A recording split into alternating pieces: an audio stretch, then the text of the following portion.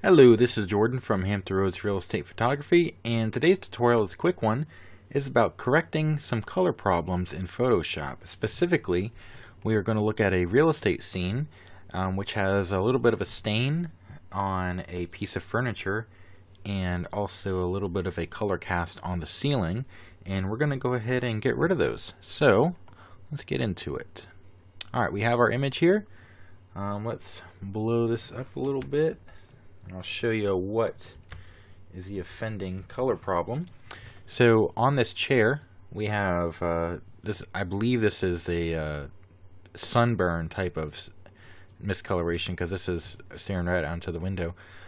We have some stain here on the arm and down here where the legs would be, and then also up here on the ceiling. It doesn't really matter, but just for the sake of the video, we're going to look at this color cast here and go ahead and just make that the same color as the rest of the ceiling.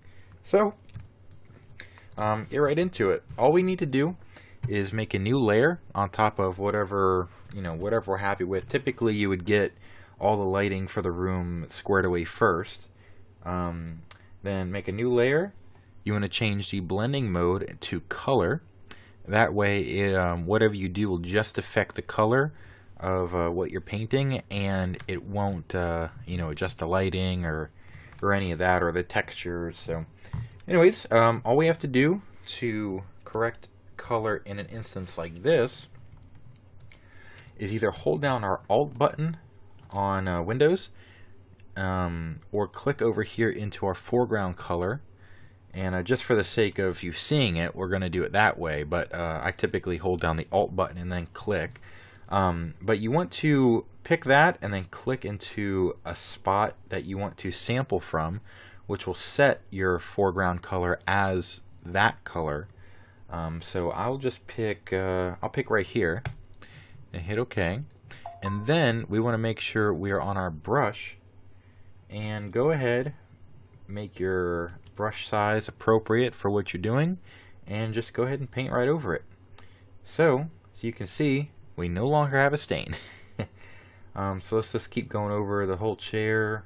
We'll just go ahead and make it look brand new again, because at the end of the day, this piece of furniture will be leaving when the person moves out, and the new person will bring their own furniture. So it really doesn't matter that we're correcting things like this.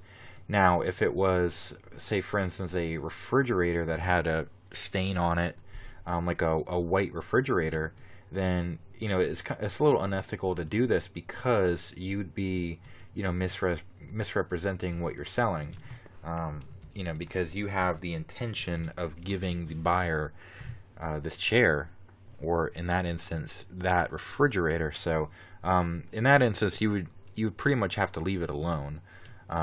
Even if a customer asked me to do it, it's unethical to do that in the real estate industry, to make corrections like that. So it would have to be left alone. Okay, now if we zoom back out, we can see that this is no longer a problem. I'll turn off this layer, turn it back on. You can see it's a huge difference. It's no longer a distraction. And then again, we're going to do the same thing to the ceiling. Now again, this is not a stain on the ceiling. It is simply a color cast from the fan.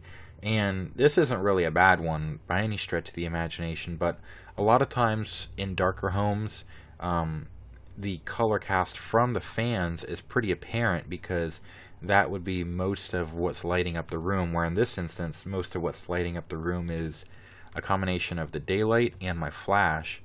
So anyways, this is pretty much just for demonstration. I wouldn't even bother with correcting this day to day. So we don't even have to make a new layer, but we do have to resample the color, because it is a different color than the chair. So again, either hold down Alt and click, or just come over here, and now you have an eyedropper, and pick right here in the ceiling, and all we got to do is paint right over where we want to change it, and just go with it. Now this is a little bit too green, and sometimes since this is a popcorn ceiling, it might pick a little bit, it might pick a bad spot. So I'm just gonna go ahead and pick over it again, and just find a spot that looks good. There we go. And just do the same thing, and just make it even, and just make it so it doesn't stand out. One of the big things with real estate photos is details like the ceiling and the floor and like mirrors and stuff. You want to make things not stand out, because if that's not the focus of your photos, you don't want people that are looking at the place to focus on those and be like in the case of stains, be grossed out, or in the case of mirrors, have a reflection in it and have it stand out and it just be a distraction, because that's not the reason that we're doing this. We're doing it to basically put them where we were when we're taking the photos, and let them see it without being able to be there. And those little details, those are really lost when you're there in person. You don't go to a house and notice all those little tiny things that we can see blown up on our computer screen. So that's not the point of it.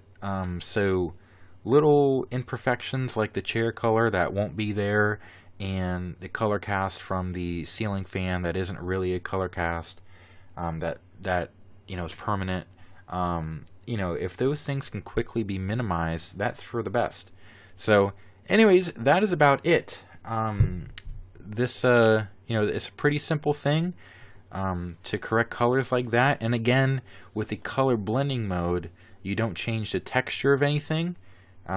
Whereas if you if you did do normal mode, then all the texture goes away and it looks looks completely fake. So anyways, that's about it. So just keep an eye out for future videos. We'll be doing more stuff like this, and blending techniques, HDR techniques, etc. Anyways, we'll wrap that up. This has been Jordan with Hampton Roads Real Estate Photography. Hope you got some value out of this. Alright, we'll see you on the next one.